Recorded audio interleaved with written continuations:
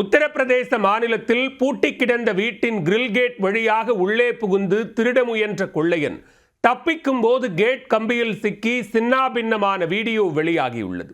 திருடச் சென்ற இடத்தில் இன்னலுக்கு உள்ளான திருடனுக்கு என்ன ஆனது?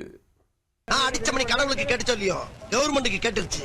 அடி சாம்பார் அப்பாயின்மெண்ட் ஆட துணி ஏங்கறதுக்கு மணி நீ வச்சுக்கடா.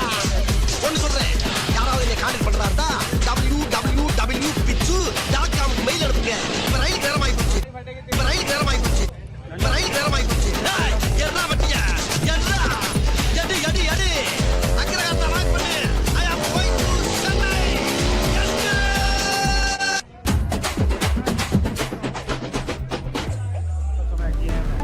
திருடப்போன இடத்தில் திருடனுக்கு நேர்ந்த கதி. கிரில் கேட்டில் சிக்கி தொடையில் கீறல் போட்டு சிகிச்சையில் அனுமதிக்கப்பட்ட சம்பவம். பூட்டி கிடந்த வீட்டில் கைவரிசை காட்ட முயன்று கையும் களவுமாக சிக்கிய திருடன் மீது போலீசார் எடுத்த நடவடிக்கை என்ன?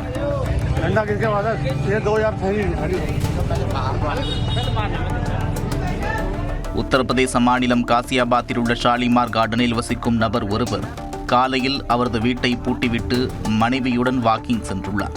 அப்போது அந்த வழியாக வந்த திருடர் குல திலகம் ஒருவர் வீட்டின் கேட் செட்டப்பை பார்த்து உள்ளே பெத்தையாக ஏதாவது சிக்கும் என்று நினைத்து கிரில் கேட்டின் சந்து வழியாக உடலை நுழைத்து உள்ளே புகுந்திருக்கிறார்.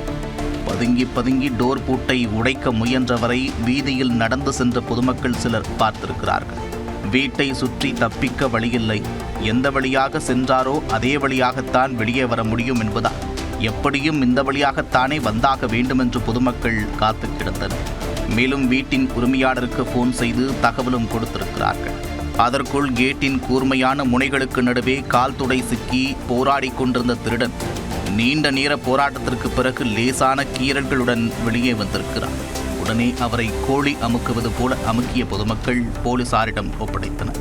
திருட்டு முயற்சி தொடர்பாக வழக்கு பதிவு செய்த போலீசார் இவரை கைது செய்து விசாரணை மேற்கொண்டு வருகின்றனர்.